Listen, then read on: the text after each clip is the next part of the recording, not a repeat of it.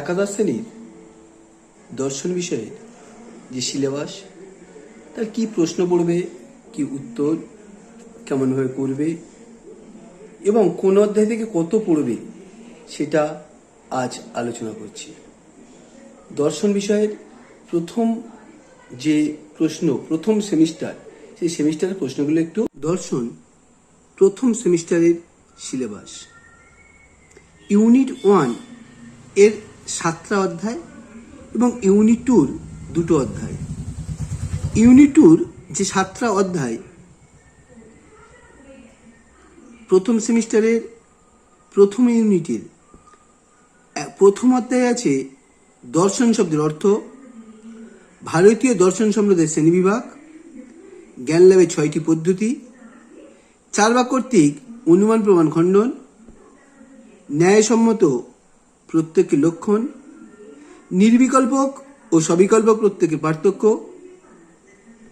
ন্যায় দর্শনের অনুমান সম্পর্কে বক্তব্য, অনুমিতির লক্ষ্য, সাধ্য পক্ষ ও হেতুর ধারণা, ব্যাপ্তি সম্বন্ধ।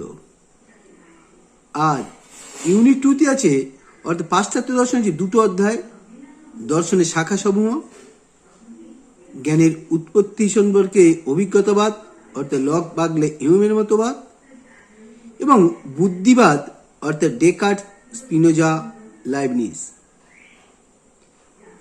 প্রথম সেমিস্টারের 40 নম্বর এমসিকিউ প্রশ্ন হবে ইউনিট 1 এবং ইউনিট 2। ইউনিট 1 ভারতীয় দর্শন, ইউনিট 2 পাশ্চাত্য দর্শন। কোন অধ্যায় থেকে কত প্রশ্ন পড়বে সেটা দেখে নাও। প্রথম সেমিস্টারে ইউনিট 1-এ দর্শন শব্দের অর্থ, এই অধ্যায় থেকে 2 নম্বর প্রশ্ন পড়বে। দর্শন শব্দের অর্থ এই অধ্যায় থেকে 2 নম্বর প্রশ্ন পড়বে।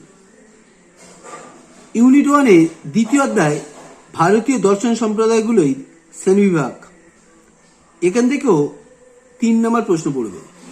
ডান দিকে এগুলো হচ্ছে নাম্বার, তাহলে প্রথম অধ্যায় থেকে 2, দ্বিতীয় অধ্যায় 3।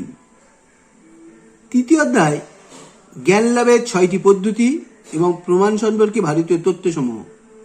এই জ্ঞান লাভের 6টি পদ্ধতি থেকে 3 আর প্রমাণ সমূহ এর থেকেও 3, অর্থাৎ তৃতীয় অধ্যায় থেকে পড়বে 6। চতুর্থ অধ্যায় চার্বাক কর্তৃক অনুমান প্রমাণ খণ্ডন, এই অধ্যায় থেকেও 3।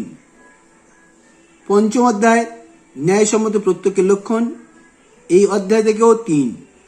এই ডান দিকের এগুলো হচ্ছে কোশ্চেনের নাম্বার, আর বাঁ দিকের গুলো হচ্ছে কোন অধ্যায় কটা ক্লাসে পড়াতে হবে, কন্টেন্ট। ষষ্ঠ অধ্যায় নির্বিকল্পক ও সবিকল্পক প্রত্যক্ষ, এই অধ্যায় থেকে পড়বে 2। সপ্তম অধ্যায় ন্যায় দর্শনের অনুমান সম্পর্কে বক্তব্য, এই অধ্যায়ে 2। আর অনুমিতি লক্ষ্য, সাধ্য পক্ষের ধারণা ও ব্যাপ্তির লক্ষণ থেকে 3। এই পাশ্চাত্য দর্শনের, এই ভারতীয় দর্শন ইউনিট 1 মানে ইন্ডিয়ান ফিলোসফি। এই ভারতীয় দর্শন থেকে এই রকম 7টা অধ্যায় আছে তোমাদের সিলেবাসে, যে সেমিস্টার 1 40 নম্বর শর্ট কোশ্চেন মধ্যে, তাহলে 2, 3, 5, 3, 8, 9, 10, 11, 12, 13, 14, 15, 16, 17, 18, 19, 20, 21, 22, 23, 24। এই 24 নম্বর পড়বে ভারতীয় দর্শন অর্থাৎ ইন্ডিয়ান ফিলোসফি থেকে। 24 নম্বর ইন্ডিয়ান ফিলোসফি থেকে। এবার দেখো পাশ্চাত্য দর্শনে কি আসবে দেখে নাও। পাশ্চাত্য দর্শন অর্থাৎ ইউনিট 2 দর্শনের স্বরূপ ও শাখা সমূহ, এর থেকে আসবে 6। আর জ্ঞানের উৎস সমূহ অভিজ্ঞতাবাদ থেকে 5 এবং বুদ্ধিবাদ থেকে 5। অভিজ্ঞতা থেকে 5 এবং বুদ্ধিবাদ থেকে 5। তাহলে ইউনিট 2 এই অধ্যায় থেকে 6, এই অধ্যায়ে 5, এই অধ্যায়ে 5, টোটাল 16। 5, 5, 10 আর 6, 16। তাহলে পাশ্চাত্য দর্শন থেকে আসছে 16, আর ভারতীয় দর্শন থেকে আসছে 24। এই 40 নাম্বার প্রথম সেমিস্টারের পরীক্ষা হবে। পাশ্চাত্য দর্শন দেখো প্রথম অধ্যায় তাহলে 2, তারপর 3, তারপর 3, 3, 3, 3, 2, 2, 3। এটা প্রশ্ন। মোট 7টা অধ্যায় আছে, কিন্তু এখানে 9টা নাম্বার দেওয়া আছে, অর্থাৎ জ্ঞান লাভের পদ্ধতি এখানে 3 + 3, তৃতীয় অধ্যায় থেকে 6।